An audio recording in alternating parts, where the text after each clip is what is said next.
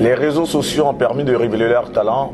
Ils ont pour nom Tranquillin, El Hadj Kamil Loko, je ne sais pas si je prononce bien.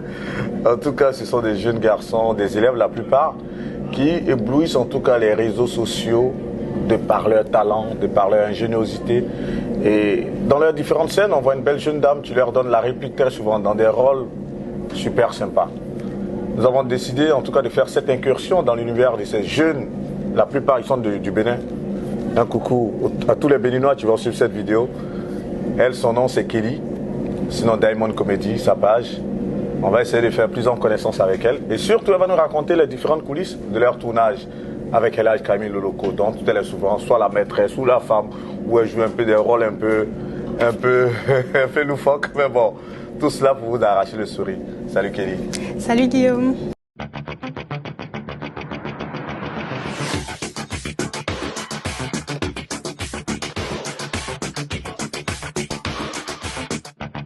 Salut Kelly. Salut Guillaume. Ça va bien? Ça va et toi? Pour tous ceux qui te suivent, je leur dis en même temps, elle est vraie, hein, pour de vrai. Elle est très belle en vrai. Elle est très belle. Qu'est-ce que ça te fait de te retrouver sur le plateau d'Actu People? Bah déjà, je suis très reconnaissante. Je suis très contente. Et je te remercie déjà de m'avoir accordé cette interview. Et voilà quoi. Bah, nous, on est très heureux. Merci pour la sympathie, merci pour la spontanéité. Merci à toi. Lorsque j'ai eu ton contact avec Tranquillin, tu as réagi favorablement et en toute sympathie, et j'avoue que ça m'a vraiment touché. Bah, c'est vrai qu'on devait faire cette interview depuis longtemps, malheureusement le temps n'a pas permis. Aujourd'hui on en a l'occasion, c'est pour faire connaissance avec toi, permettre de te connaître. Il y a une intrigue forcément qui se cache derrière Kelly. Si tu dois parler de toi, qu'est-ce que tu dirais? Oula.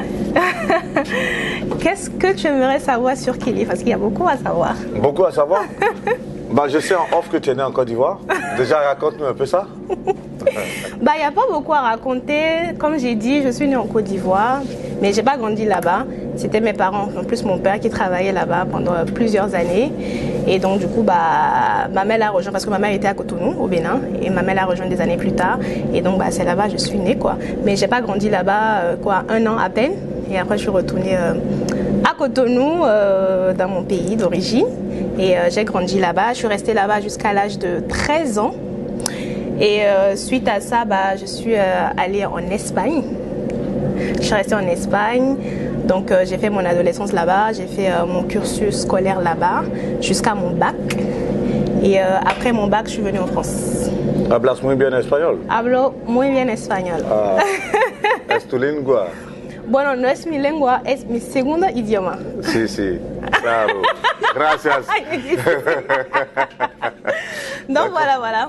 En tout cas, tu te débrouilles bien, tu te débrouilles pas mal. Bah, c'est l'une des matières dans laquelle j'excellais au lycée. C'est vrai? Ouais. Pour beaucoup de mes amis d'école, quand ils vont me voir, ils me voyaient tous comme professeur d'espagnol. C'est vrai, hein? Oui.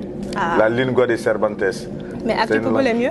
Le journalisme en tout cas, c'est très bon. 23 ans qu'on est dans ce métier et on s'éclate en tout cas. Du coup, tes parents ils faisaient quoi en Côte d'Ivoire?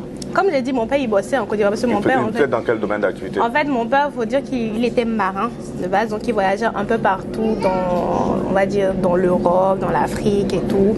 Mais quand il était quand il est venu en Côte d'Ivoire, bah, il a créé son propre bar. Donc il était pizzaïole. Ouais, c'est comme ça on dit, pizzaïole. Donc il a ouvert son petit bar, ça marchait très bien, tout allait bien. Et il a travaillé aussi dans différents restaurants avant même d'ouvrir son propre bar. Il était chef cuisinier et tout. Et donc voilà, c'est comme ça qu'il gagnait sa vie, quoi. Et voilà, il a fait venir maman. Et après, Kelly est venue au monde. Et puis voilà. Et quand tu retournes après au Bénin, là tu avais quel âge? 2 ans, je suppose. Non, mais comme je t'ai dit, je suis née. J'ai même pas fait 1 an en fait. Ok. En fait, quand je suis née en Côte d'Ivoire, là. De toute façon, je suis née là. J'ai pas grandi, on m'a pris comme ça, on m'a encore déposé au Bénin. J'aurais franchement aimé grandir. C'est pas que je méprise mon pays ou quoi. J'adore, je suis fière d'être béninoise. Mais c'est vrai que si je grandissais en Côte d'Ivoire, peut-être que certaines choses. Si ton extrait c'est marqué quoi? Comment? Si ton extrait c'est marqué quoi? Comment ça s'est marqué quoi? Vu que tu es né en Côte d'Ivoire, ou au CHU de Cocody? Ah oui, je suis née à Cocody, ouais. Où ça, au CHU? Je crois.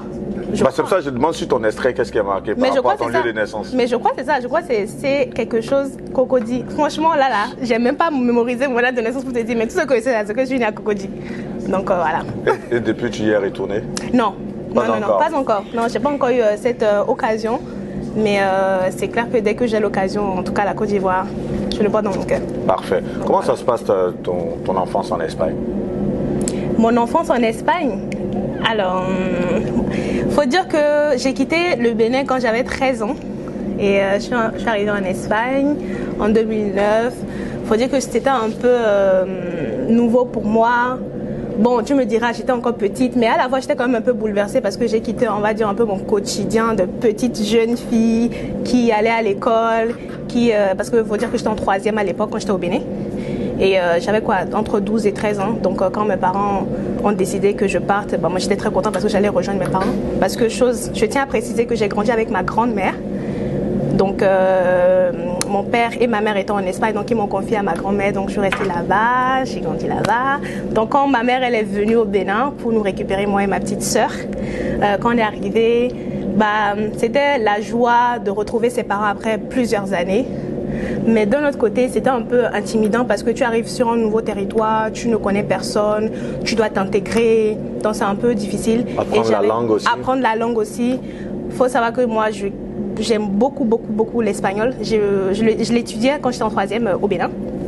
Et du coup, quand je suis arrivée en Espagne, et je devais reprendre tout le processus et tout, c'était un nouveau cadre, c'était un nouveau système scolaire, il fallait s'adapter, tout ça. Mais comme j'aime la langue de base, et je me suis très vite adaptée, d'ailleurs même ça a surpris pas mal de gens. Mon professeur, je ne vais jamais oublier, quand j'étais en 3e, parce que j'ai repris la 3e là-bas, quand j'arrivais, il m'a dit ah ouais, donc ça va être un peu dur parce que tu parles le français, donc il va falloir vraiment réadapter le niveau. Donc quand on finissait les cours là, je prenais des cours à part. Donc franchement, en un an, je parlais déjà la langue. Donc j'étais super fière de moi, donc j'ai eu mon BEPC, comme on dit, mon brevet. Et tout, et puis voilà quoi, c'est comme ça que j'ai continué, première, seconde, terminale, et j'ai eu mon bac, etc.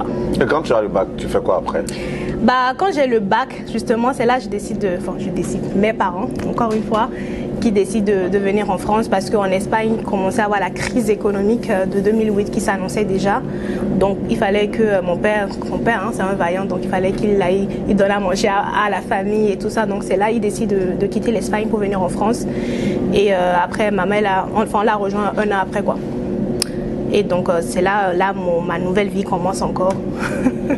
Là par contre je crois que ça a été là le moment où j'ai un peu plus galéré parce que c'était dur de m'intégrer. Parce que quand tu passes toute ton adolescence jusqu'à 18-19 ans, tu as déjà une vie, tu as déjà tes amis, tu as déjà tout en fait. Donc reprendre tout à zéro, c'était un peu dur. Avant de parler de cette vie qui s'offrait à toi ainsi en France, qu'est-ce que tu as hérité comme expérience de tous ces bouleversements, on va dire quelque part? Tu nais en Côte d'Ivoire, tu grandis au Bénin et en Espagne. Ensuite, tu vas commencer à faire la majorité en France. Qu'est-ce que tu as hérité à mi-parcours, on va dire, de tous ces différents déplacements que tu as eu à faire? Qu'est-ce que j'ai hérité? Oui, en termes de valeurs, en termes d'acquis. Ah, ok. En termes de valeurs, déjà, j'ai appris pas mal de choses parce qu'en Espagne, c'est une autre culture. Donc, ça n'a rien à voir avec déjà l'Afrique. Ça n'a rien à voir avec les autres pays européens.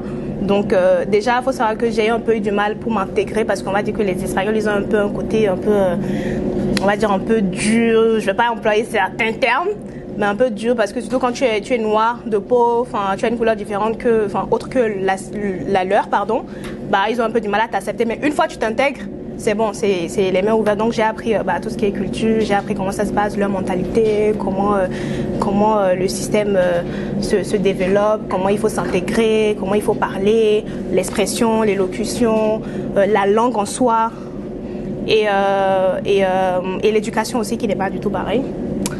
Et donc voilà. Et du coup, l'école aussi, le système scolaire qui n'est pas pareil du tout aussi.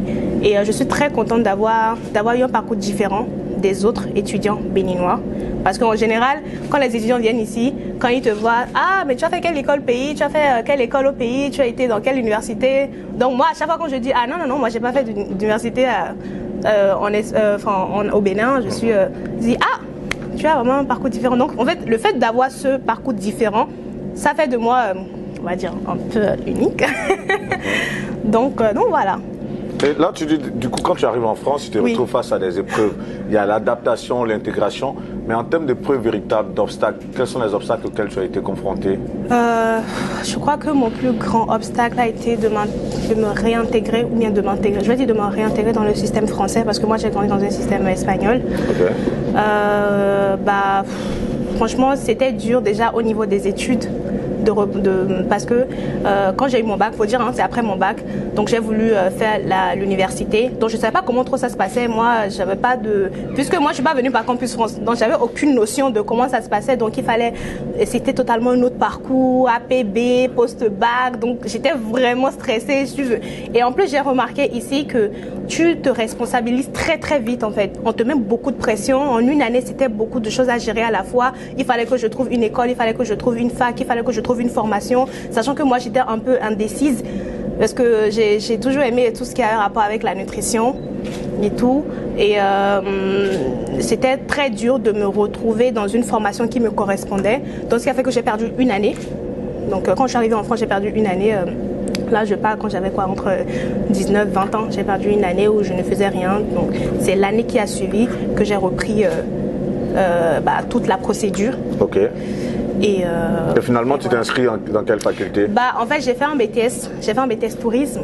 Ah, finalement, tu as laissé l'université? Ah, j'ai laissé affaire de nutrition là. Hein.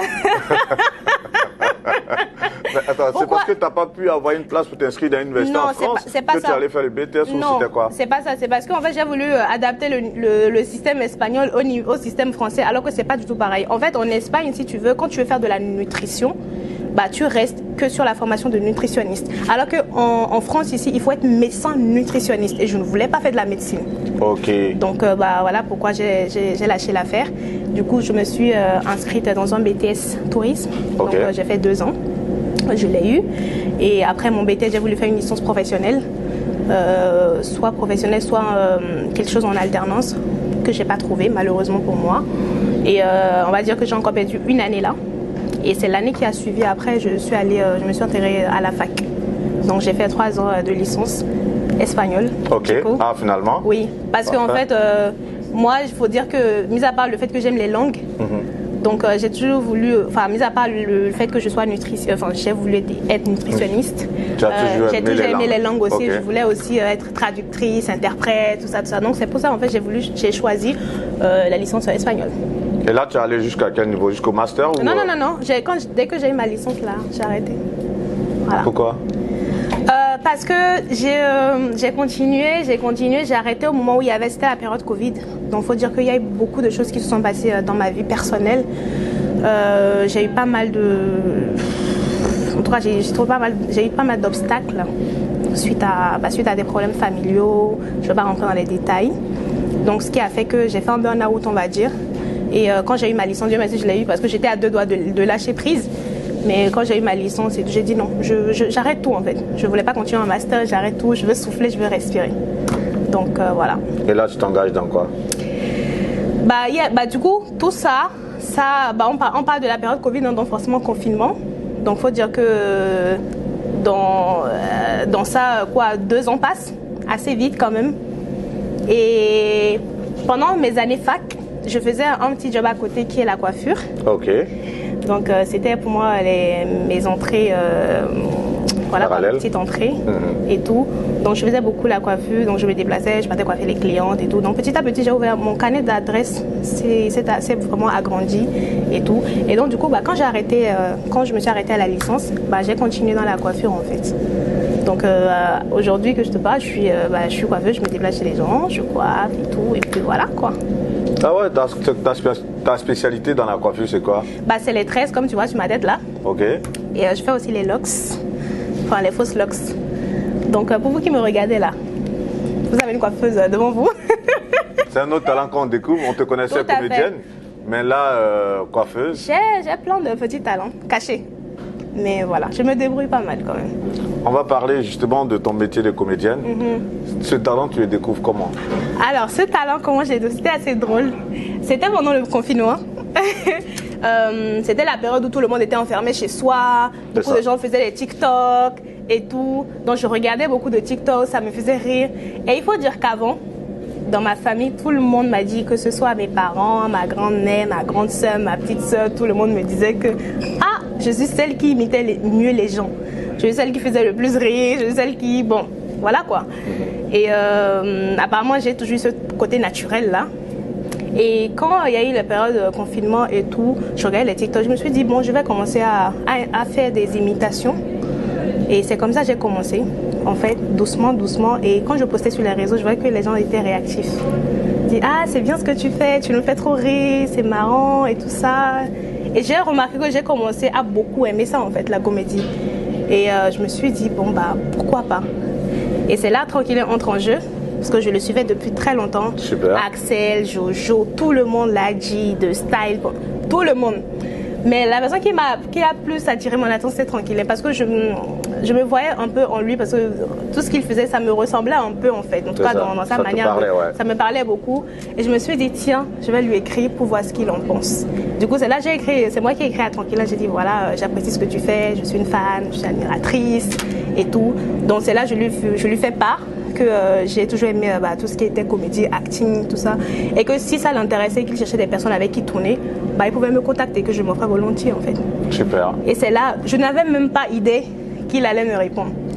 Parce que je me dis qu'il doit avoir ce genre de demande-là remplie dans son e-box. Tout à fait. Et c'est là, je suis là, il me répond. Je dis, ah bah tiens, il m'a répondu. Et il m'a dit, on va faire un essai.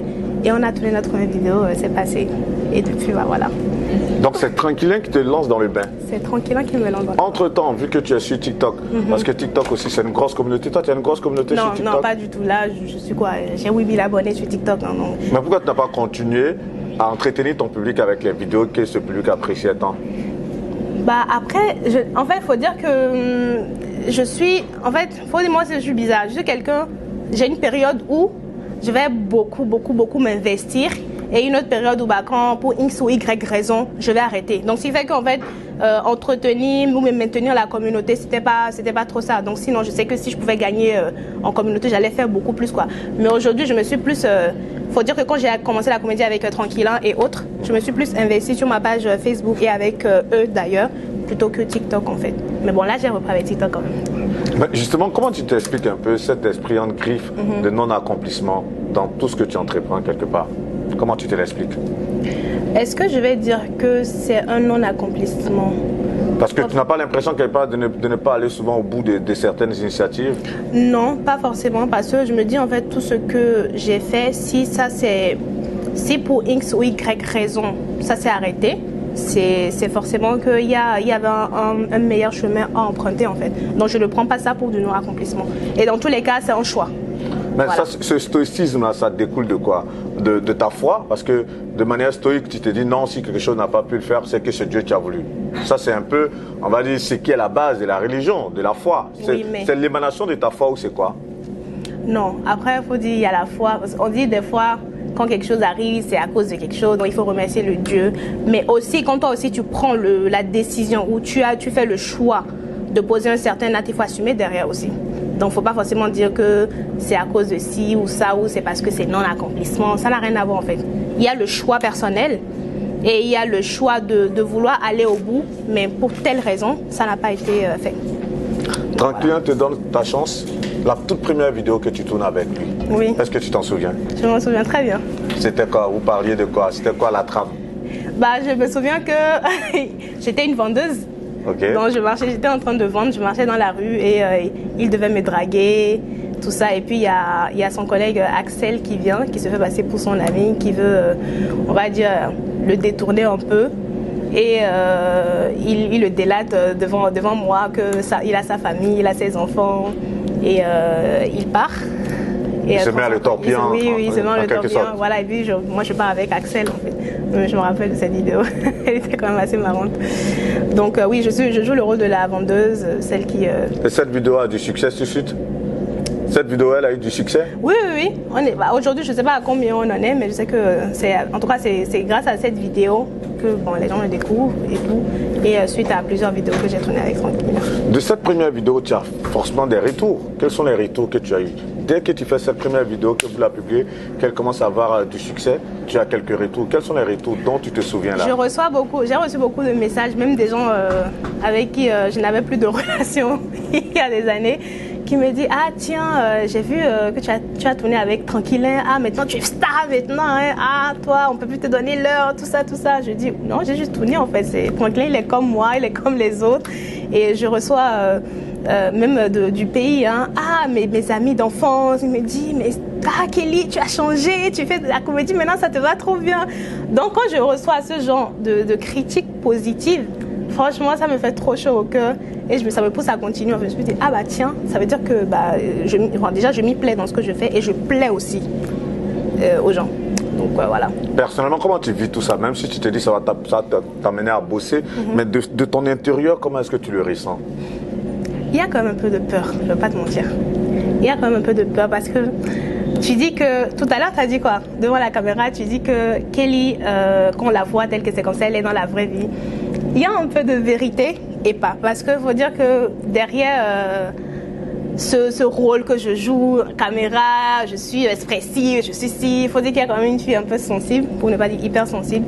Donc il faut dire que j'appréhende aussi chaque chose que je fais. Je ne sais pas ce que ça va donner.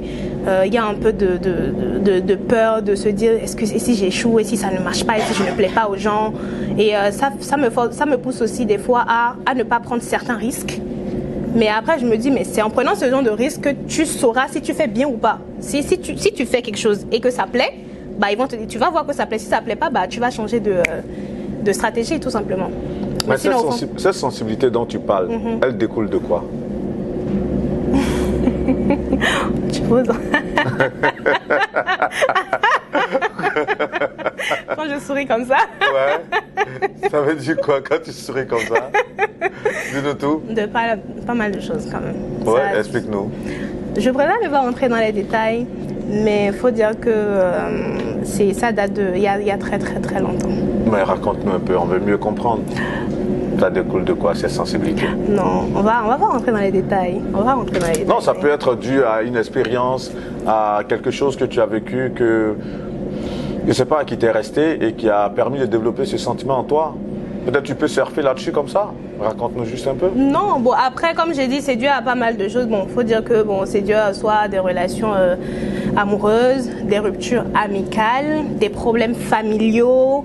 Donc quand tout ça est réuni, bah forcément ça t'affecte en fait. Mais je ne prends plus ma sensibilité pour une faiblesse, mais plutôt pour une force, parce que c'est ça qui me permet justement de m'exprimer. Tout ce que je ne peux pas exprimer en vrai, je l'exprime à travers ma comédie, à travers le rôle que je joue, et ça me fait du bien en fait. Donc voilà. Si je te demande si tu es une personne entière, qu'est-ce que tu peux répondre? Entière, c'est-à-dire? C'est-à-dire quand tu es dans quelque chose, tu le fais pleinement. Oui. Oui, je ne suis pas parfaite, ça c'est sûr. Il y a quand même pas mal d'erreurs. Mais aujourd'hui, je peux dire que je suis une personne entière, intègre. Donc, ouais. Ok. Voilà. On va parler de ces collaborations qui démarrent comme ça, avec Tranquillin déjà. Tranquillin, ensuite tu tournes avec qui? Tranquillin, ensuite j'ai tourné avec Axel. Ok. Une seule fois, mais j'ai tourné avec lui. Et après, j'ai tourné avec Ladi. Ok. Ladi Camille. Tu n'as jamais tourné avec Jojo? Non, j'ai jamais tourné avec Jojo. Pourquoi est-ce que tu tournes avec Axel qu'une seule fois? Parce que la collaboration t'a pas plu? Ou parce qu'il n'avait pas assez de temps pour que vous tourniez? Non, pas du tout. Déjà, même, je ne savais même. Le jour où j'ai tourné avec Axel, je ne savais même pas que j'allais tourner avec lui. C'était le jour où j'ai tourné avec Tranquillin pour la première fois. Donc, c'est Axel qui vient et Tranquillin m'explique que on va profiter pour faire une autre vidéo avec Axel et tout. J'ai dit OK. Donc, on a tourné la vidéo comme ça a marché. Mais depuis, je n'ai plus jamais tourné avec Axel. Après, je me dis peut-être que c'est. Lui aussi, il a voyagé entre-temps. Enfin, on n'a pas vraiment discuté, lui et moi, comme j'ai discuté avec Tranquillin. Voilà. Si on veut faire un peu l'historique, celui qui est venu le premier sur les réseaux, on va dire qu'il y a eu du succès, il y a eu Axel. Après, il a tiré Jojo. Ensuite, Jojo, Tranquillin. Tranquillin, je crois, il y avait V-Style aussi. Voilà, pour parler des femmes. Il y a aussi Bicha. Et puis Camille, qui s'est révélée ensuite. Donc, du coup, toi, tu fais plus le chemin avec Camille. Comment ça arrive, la rencontre avec Camille? Camille. Mais je me rappelle, Camille, déjà même ça va t'étonner parce que j'ai écrit à Camille d'abord avant d'écrire à Tranquillin. Ah ouais. Ah ouais. Dis donc. Si. C'est à Camille que j'ai écrit en premier et Camille m'a jamais répondu. Non, pardon, je dis n'importe quoi. Camille m'a répondu et il m'a dit qu'il fallait que je vois ça avec son manager. Sauf qu'en fait, son manager, quand je l'ai écrit, il pensait que j'étais à Cotonou. au Bénin et on devait tourner, il devait faire quelques vidéos et du coup il m'a écrit, il m'a dit retrouve-moi à tel endroit. Donc quand il m'a dit l'endroit, je me suis dit lui il pense que je suis à Cotonou alors que je suis pas à Cotonou en fait. Donc je lui faisais comprendre que non, je suis en France. Et il m'a dit ok, il y a pas de souci. Donc du coup la conversation s'est arrêtée là en fait et depuis je n'ai plus je ne suis plus revenue sur ça quoi. Et c'est là j'ai écrit à Tranquillin plusieurs mois après et avec Tranquillin ça a matché. Après cet échange avec son manager, tu n'as pas eu de suite. Comment est-ce que vous renouez le contact toi et puis par une amie. Quand une amie que je suis partie coiffer, je me rappelle le jour là j'étais en train de la coiffer et du coup il y a Camille qui l'appelle par vidéo, ils sont en train de parler normal et tout et la fille lui parle de moi et il me voit, il me dit, mais oui, ton visage me dit quelque chose. Je dis, bah oui, je tourne avec Tranquillin. Et d'ailleurs, j'ai commencé à le taquiner comme ça. Je dis, d'ailleurs, toi, je t'ai écrit, tu m'as jamais répondu ou bien tu as fait un peu ton intéressant là avec moi. Il m'a dit, mais non, c'est pas ça. Comment tu vas m'écrire? Je vais pas te répondre. C'est comme ça, l'échange a commencé. Et un jour comme ça, il m'a écrit. Camille m'a dit qu'il avait besoin de moi pour tourner une scène et tout. J'ai dit, ok, il n'y a pas de souci. Je revenais de coiffer une cliente. Donc, je suis allée directement chez lui. Et puis voilà, c'est comme ça a commencé. Camille, on a l'impression qu'on se connaissait parce que le premier contact physique qu'on a eu, je me rappelle la phrase que je lui ai sortie. Je dis, Camille, j'ai faim. On fait comment? Il me dit, toi, tu me connais à peine. Toi et moi, on se connaît depuis pas. Et puis, tu as faim. Tu te prends pour qui en fait? Je dis, je me prends pour qui je suis. Ça, c'était le talent à l'état brut qui t'exprimait en fait. Voilà, et c'est comme ça a commencé. Et puis, j'ai commencé à tourner avec Camille. Voilà. Avec lequel des deux tu as fait plus de vidéos? Avec Tranquillin ou avec Camille? Je vais dire les deux. Hein. Les deux? Oui. Je vais dire les... Près d'une centaine tout de même, bien? Non, quand même. Non. Vingtaine? Non, moins quand même. 10? Non, quand même. Vous avez beaucoup tourné quand même, si, on a beaucoup tourné, mais c'est pas aller jusqu'à 20. Non, pas du tout. Ah ouais? Non, pas du tout. Une dizaine alors du coup? Oui, une dizaine, sûrement. Une dizaine? Mais de toutes les collaborations que tu as eues avec ces deux-là, ce sont lesquelles qui toi t'ont marqué? Si tu dois faire un petit débrief là dans la mémoire. Les deux m'ont marqué. Tu sais pourquoi? Les deux m'ont marqué parce que c'est pas le... Je ne veux pas dire que ce n'est pas le même parcours, mais ce n'est pas le même type de vidéo en fait. Il faut dire que Tranquillin, il est beaucoup dans l'humour, beaucoup dans l'humour. Et avec Camille, il est dans l'humour certes, mais lui aussi il est un peu dans l'acting. Il fait les deux en fait. Et moi, comme je suis quelqu'un, j'aime être polyvalente. Donc je me suis dit, il faudrait bien que je joue sur ces différents tableaux-là pour voir comment ça va se passer, qu'est-ce qui sera mon meilleur rôle. Mais en fait, les deux m'ont marqué en fait. Oui, c'est vrai que généralement dans les scénarios de Camille, on dit dans ces scénarios, il l'emmène à réfléchir. Exactement. Il y a pas mal de réflexions, il y a des retournements de situation. Tout à fait. Donc quand moi j'aime ça, j'aime ce côté-là. Autant il y a le sérieux et quand tu avais Tranquillin, autant on rigole. Je ne dis pas qu'on rigole pas avec Camille, hein, mais c'est pour te dire que c'est deux univers différents. C'est vrai qu'avec Tranquillin, moi je l'apprécie énormément. C'est de tous ceux qui tournent, que ce soit Jojo, Tranquillin, Camille. Moi, mon artiste, comme je l'appelle, c'est Tranquillin. Je l'adore. Et il est super sympa. Je profite de l'interview pour lui faire un big up. Garçon très sympathique, plein de talent. Et je vois qu'il donne aussi pas mal de coups de main à des gens comme Chromo au Bénin. Toi, tu connais Chromo? Tu connais Pacheco? Pas du tout. Tu connais pas Pacheco? Je les Monsieur connais. Gros Français. Mais si, je connais. Je connais Monsieur Gros Français. Mais je connais pas non, je sais que physiquement, tu les as déjà vus. En tout cas, si c'est français, là, il parle. Ok. Ah ouais. Lui seulement il parle. Pacheco. On sent que c'est le béninois. Pacheco, oui. Mais je ne le connais pas personnellement. Je connais aucun des humoristes au Bénin personnellement. Je les connais à travers les vidéos, à travers Dayato aussi, je ne le connais pas, je les aime beaucoup. Mais comme tu as dit, pour revenir sur Tranquillin, c'est quelqu'un qui aide beaucoup. Donc je profite même de cette émission pour lui dire un grand merci pour tout ce qu'il fait pour moi. Depuis le début, tout ce qu'il va faire. En tout cas, franchement, je suis très reconnaissante envers lui. Et voilà quoi.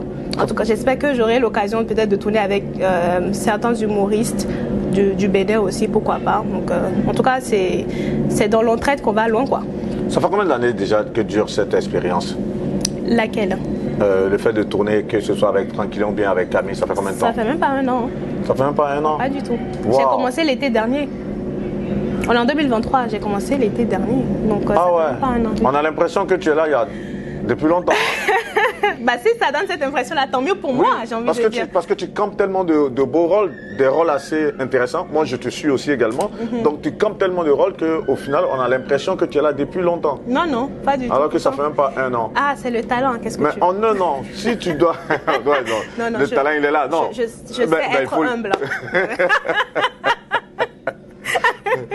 Si on doit s'intéresser à des coulisses par rapport à vos différents tournages. Généralement, comment ça se passe? Vous avez un scénario que vous arrivez à, comment on appelle ça, on va dire, à mémoriser ou c'est quoi? Je vais t'expliquer. Raconte-nous.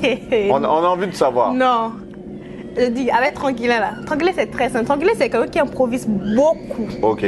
Donc, si je dois tourner une vidéo de Tranquillin avec moi, donc j'arrive, Tranquillin me pose, voilà, me dit la scène, ce qu'il faut faire.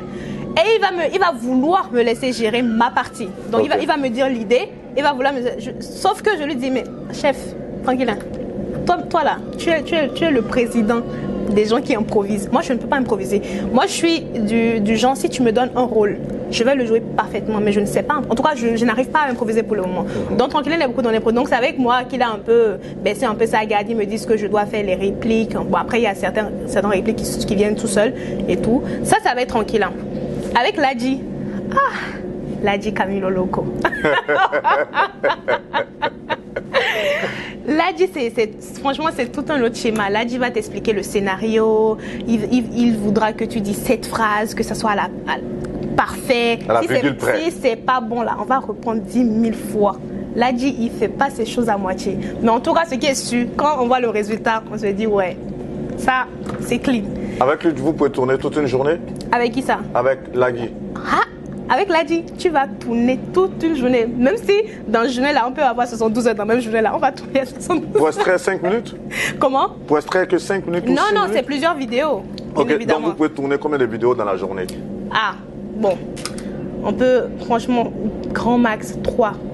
Mais en fait, on va dire c'est des scénarios qui prennent du temps à être réalisés parce que pour telle ou telle raison, si tu ne dis pas bien telle phrase ou si tu ne fais pas tel geste qui va avec ou si tu bugs ou si tu te répètes trop, on va reprendre plusieurs fois et plusieurs fois. Voilà. Parce que vu que lui, ce qu'il veut faire passer, c'est un message, il faut bien que ça soit réalisé. Et il faut que ce soit raccord aussi. Il faut que ce soit exactement, il faut que ce soit raccord avec ce que l'un dit, l'autre dit. Il faut qu'on suive aussi les gestes et les faits. Après aussi, quand le naturel vient, c'est encore mieux. Parce que quand tu veux jouer un rôle et que tu es... Faut pas être faut pas être fixé. Coincé. Ouais, voilà, faut pas être coincé, il faut être naturel. Donc voilà, ça vient tout seul. Mais avec Tranquillin, c'est un peu plus, on va dire, c'est un peu plus... C'est light, c'est un peu relax. Oui, mais après, c'est vrai que Tranquillin aussi, quand il veut y aller, il y va fort, quoi. Mais on va dire, c'est un peu plus strict, on va dire, de côté de Ladji qu'avec Tranquillin. Mais donc, les deux, un tournage, ça peut vous prendre combien de temps? En fait, c'est un tournage. En moyenne, ouais. Non, mais un tournage, ça peut nous prendre 5 minutes, comme ça peut nous prendre 2 heures. Ça dépend. De l'inspiration ou de quoi? Ou bien du scénario? Soit ça dépend de l'inspiration, soit ça dépend du scénario, soit ça dépend du mood des acteurs aussi. Ok. C'est-à-dire que si par exemple, on ne sait pas, pour quelconque raison, tu n'es pas dans ton élément, tu as du mal un peu à te mettre dans le rôle. Bon, on va répéter plusieurs et plusieurs fois jusqu'à ce que tu ne t'adaptes en fait. Sinon, en général, les scénarios, c'est censé être du one-shot, comme Tranquillin le dit. Donc voilà. Et en termes de moyens techniques, qu'est-ce que vous déployez comme moyens? Vous tournez avec des smartphones, oui, vous tournez avec des caméras pro ou comment ça se passe? Non, en tout cas, moi, enfin, les vidéos que j'ai fait jusque-là, on a tourné avec que des iPhones. Ok. Et les montages, ça se fait avec différentes applications. Tout simplement. Tout simplement. Il n'y a pas... C'est pas la magie, quoi. La plupart, vous êtes jeunes, vous êtes étudiants. Enfin, toi, tu as fini les études, là, tu as fini ta licence pro. Et la plupart de ceux qui tournent, que ce soit Jojo, que ce soit Tranquillin, ils sont tous venus, comme tu l'as dit tout à l'heure, par Campus France. Ils sont venus faire des études. C'est vrai que chacun d'eux a un parcours. Mais lorsqu'on voit, on va dire, ce que vous présentez par rapport à vos talents, mais il y a tout de même l'envers du décor, non? Quelque part. C'est-à-dire? Je veux dire qu'il y a aussi peut-être des problèmes auxquels ils sont confrontés. Peut-être qu'il y a d'autres qui ont eu à reprendre leurs années parce qu'ils étaient beaucoup plus focus sur des vidéos ou pour X raisons, comme tu l'as dit tout à l'heure, ils ont dû mettre fin un peu à leur tournage. Est-ce que toi, tu as les échos, par exemple, de ce genre de, pas du tout. de faits? Pas du tout. Dans leur cursus? Pas du tout. Parce que comme moi, je t'ai dit tout à l'heure, je ne suis pas en contact avec Jojo ni avec Axel. Je les connais. J'ai eu à écrire à Jojo, à Axel pour leur dire que bon voilà, vu qu'ils ont une communauté un peu plus grande, beaucoup plus grande d'ailleurs que la mienne, donc de m'aider un peu à me tirer vers le haut, tout ça. Mais ça s'est arrêté là, en tout cas pour le moment. Donc je sais que chacun a son parcours de vie. Je ne les connais pas personnellement pour te dire plus en fait. Donc voilà. Même Tranquillin qui est là, je sais que lui aussi, il a son propre histoire et tout. Donc bon. Mais en dehors des tournages, quelles sont les relations que vous entretenez véritablement? Est-ce que vous êtes amis en dehors des plateaux de tournage? Est-ce qu'après vous voyez, vous allez partager un verre ou comment ça fonctionne? Non. En tout cas, bon, comme je t'ai dit, après moi, on va pas se mentir, ça fait moins d'1 an que je viens. Moi, je viens d'arriver.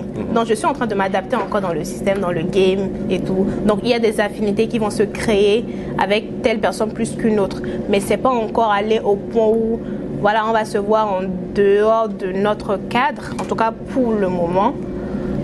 Mais il n'y a pas encore de relation, on va dire, très comment assez je vais solide. dire, ouais, assez solide. C'est-à-dire que vos rapports s'arrêtent à des plateaux de tournage? Pour le moment, nos rapports s'arrêtent à des plateaux de tournage, mais n'empêche, on va pas se mentir, même pendant quand on nous voit tourner, on a l'impression qu'on se connaît depuis longtemps, puisqu'on se taquine, on se chamaille, on rigole, mais pour le moment, ça s'arrête là, quoi. Ça reste strictement professionnel au fait? Pour le moment, enfin, oui. Mais c'est vrai que aussi, tu as dû quand même entendre des rumeurs autour des collaborations que ce soit vous les femmes ou les hommes vous avez. Et on a dû parler de certaines relations entre Jojo et V-Style, des relations entre Axel et puis en son temps la jeune tiktokeuse camerounaise qui vit maintenant en Côte d'Ivoire, Diana Bouli, ce genre de choses. Quand vous vivez toutes ces rumeurs-là dans un tel univers, toi, tu n'as pas des appréhensions? Non. Même si aujourd'hui tu te dis que ça ne fait pas longtemps que tu es là-dedans. Tu n'as pas d'appréhension? Mais appréhension par rapport à quoi? Bah, voilà. Celui qui se sent mauvais se mouche. C'est-à-dire? C'est-à-dire que chacun assume ses actes, chacun assume sa responsabilité. Si X a une relation avec Y, moi, en quoi ça va, ça n'influence en rien sur moi, quoi. C'est ce que je vais te faire comprendre par là. Donc moi... Mais vu que la proximité crée des habitudes, est-ce que toi, ça pourrait t'arriver un jour d'aller au-delà de ces relations professionnelles avec tes amis avec lesquels tu tournes? Peut-être oui, peut-être non, qui sait? On ne sait jamais. On ne sait jamais où tu vas trouver ton bonheur. Donc voilà. Tant que c'est dans un cadre, on va dire, pas toxique, ça va. Mais si tu as un commentaire d'ensemble à faire sur ce genre de relations qui se nouent et qui se dénouent, ou qui deviennent des relations tant professionnelles après qui deviennent des relations sentimentales, si tu as un commentaire d'ensemble à faire, ce serait quoi? Bah moi, j'ai pas forcément de commentaire à faire puisque je pars du principe où même si ça part d'une d'une relation, non, si ça part d'un cadre professionnel et qu'après on sort du cadre, bah, on est tous des adultes. On fait un choix, on a décidé de faire un choix. Peut-être que les affinités ont été créées.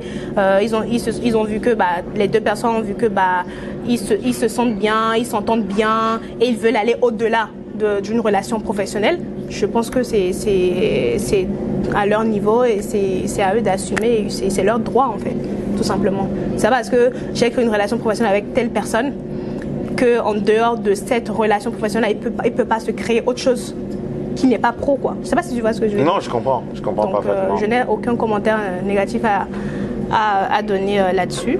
Après, chacun est libre de faire ce qu'il veut, chacun fait ses choix. Il y a des personnes qui vont décider de dire je reste dans le cadre professionnel, je ne veux pas aller au-delà. Et aller au-delà ne veut pas forcément dire aussi que tu vas créer des relations intimes. Aller au-delà peut vouloir aussi dire que tu as eu beaucoup d'affinités avec telle personne, aujourd'hui vous êtes de très bons amis, vous partagez votre quotidien ensemble, mais cela ne veut pas dire que c'est ambigu en fait. Donc voilà. Outre les répliques que tu donnes à El Hadji Camilo Loco et Tranquillin dans leur scénario, toi tu t'es mise maintenant à l'écriture où tu fais toi-même tes propres créations. Parle-nous-en un peu. De ma propre création? Ouais. Après, il faut, comme tout à l'heure je t'ai dit, je suis pas très forte en écriture, mais c'est vrai que depuis que Tranquillin m'a poussée à créer ma propre page, je me suis dit, bien évidemment, si tu te dis que tu veux être comédienne, humoriste ou voilà, tout ce qu'il faut, il faut bien que tu sois un peu polyvalente. Donc oui, tout ce que je fais sur ma propre page, c'est moi qui l'écris.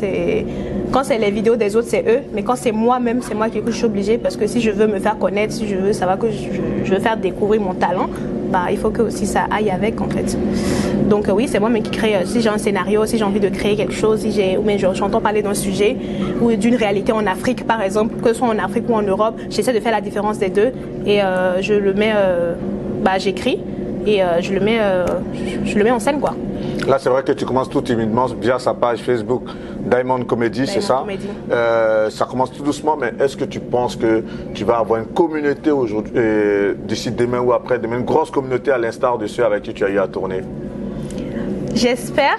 Bah oui, parce que c'est le but quand même. C'est le but d'avoir, non seulement j'aime ce que je fais, mais aussi le but c'est que je me fasse connaître aussi, parce que j'entends tu dis Chromo, voilà, l'artiste, Pacheco, Ladji, Tranquillin. Bah moi aussi j'ai envie qu'on dise Diamond Comédien, mais oui je la connais Diamond Comédien, elle a tel milliers ou millions d'abonnés, bien sûr, c'est ça le but. Donc si je pense que je vais y arriver, bien évidemment, après il faut de la force derrière. Il faut qu'il y ait de la solidarité, il faut que je mette du mien aussi. C'est un ensemble de choses en fait. Pour y arriver justement, est-ce que tu envisages faire des collaborations au-delà de tes amis avec lesquels tu tournes? Par exemple, aller vers peut-être des comédiens ivoiriens. Mais bien évidemment. Quels sont les comédiens ivoiriens avec lesquels tu aimerais faire des collaborations? Mais je l'adore cette dame. Ah bah passe-lui un message. En tout cas, si vous voyez cette vidéo, sachez que je vous aime. Donc je serais vraiment ravie, reconnaissante de tourner une vidéo ou plusieurs vidéos avec vous. Mais pour la petite histoire, elle est sur Paris en ce moment. Elle est là, je crois, jusqu'à la fin de ce mois. Certainement que vous allez vous voir et pourquoi pas engager quelque chose. Au-delà des vidéos, il y a quel autre comédien ou comédienne ivoirien avec lesquels tu souhaiterais faire des collaborations? Il y a, comment il s'appelle le monsieur là? Celui qui dit souvent c'est gamé. Hein. Je ne vois pas trop c'est qui.